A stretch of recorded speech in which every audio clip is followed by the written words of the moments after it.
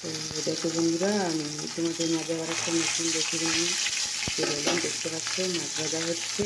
তো দেখো বন্ধুরা, আমার মাছ ভাজা হয়ে গেছে আর এদিকে এখন ফুলকপি রয়েছে। দেখো তেল গরম হয়ে তো ফুলকপি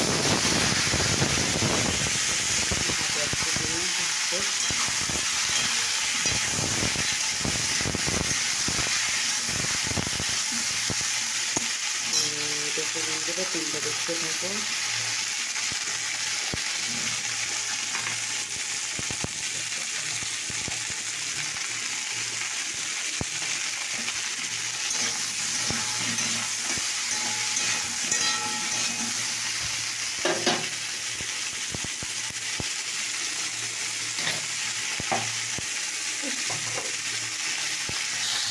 তেল বন্ধুরা দেখো আমার ফুলকপি ভাজা হয়ে গেছে।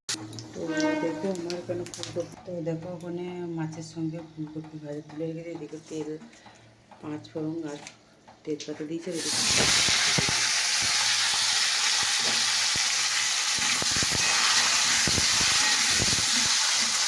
খুব ভালো আমার তোমরা দেখতে থাকো। তো দেখো বন্ধুরা, আলু ভাজা হয়ে গেছে। এটাকে টমেটো আর ধনে পাতা দেওয়া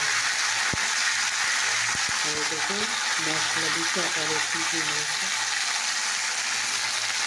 এটা হলো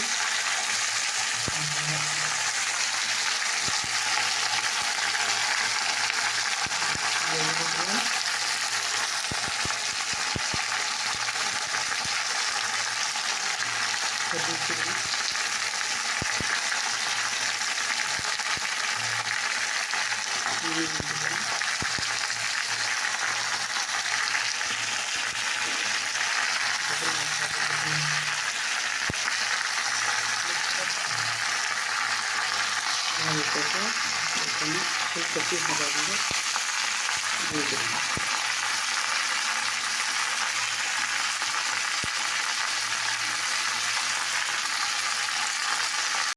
তো দেখো বুঝতে হবে মশলাটা আমি কষিয়ে নেব।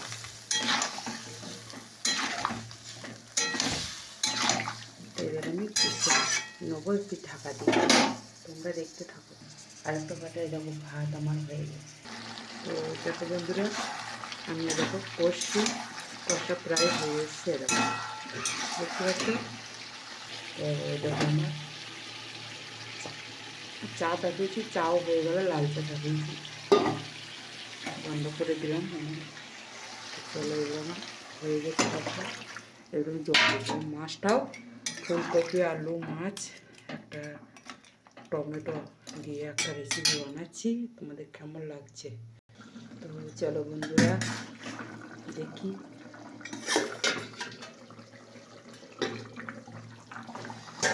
দেখতে পাচ্ছ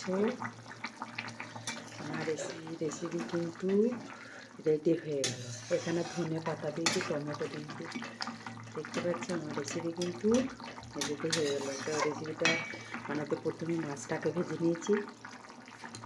আর তোমার এই ফুলকপিটা কেটে ছোটো ছোটো ডাব ডাব করে কেটে সেটাকে ভেজে নিয়েছি। তারপরে ভাজা হয়ে গেলে তারপর আলুটাকে একটু নেড়ে নিয়েছি, বলতে তেল দিয়েছি, পাঁচ ফোড়ন আর তেজপাতা দিয়ে আলুটাকে একটু একটু হালকা করে একটু ভাজে নিয়ে তারপরে আদা, রসুন, পেঁয়াজ, টমেটো, ধনে পাতা একটু পেস্ট দিয়ে, জিরে গুঁড়ো, হলুদ গুঁড়ো, লঙ্কা গুঁড়ো আর তোমার নুন পরিমাণ মতো, স্বাদ মতো নুন দিয়ে এটাকে তৈরি হয়েছে।